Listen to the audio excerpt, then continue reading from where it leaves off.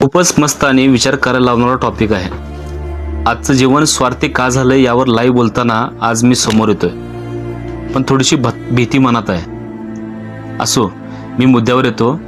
आपण सगळे खूप पुढे चाललो आहोत टेक्नॉलॉजीमध्ये, स्टेटसमध्ये, फॉलोअर्समध्ये, पण एक गोष्ट मागे पडते, ती म्हणजे माणुसकी. आज प्रत्येक नातं, प्रत्येक संबंध काही ना काही स्वार्थासाठी वापरला जातो. माझं काय हा प्रश्न इतका खोल रुजलाय की तुझं बरं व्हावं हे विसरून गेलोय आपण. कुणी उपयोगी वाटलं तर त्याच्यासोबत, नसेल तर इग्नोर.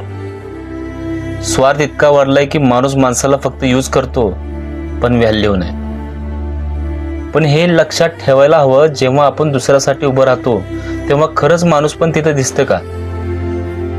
स्वार्थानं जोडलेली माणसं तात्पुरती असतात हो, पण प्रेमानं, आपुलकीनं, विश्वासानं जोडलेली माणसं कायमची असतात. आजचं जग फास्ट झालंय, पण माणूस पण स्लो झाले. नाती जोडतात स्वार्थासाठी. कोणी आठवतं तेव्हा गरज असते. माणसं जवळ येतात पण कारणानं, भावनेनं नाही. तू माझ्यासाठी काय केलंस हा प्रश्न मोठा होतोय. मी तुझ्यासाठी काय करू शकतो हे कुठं हरवलंय? आज माणूस उपयोगासाठी आठवतो आणि विसरणं खूप सोपं झालंय. पण लक्षात ठेवा, जे स्वार्थासाठी येतात ते क्षणभरच टिकतात.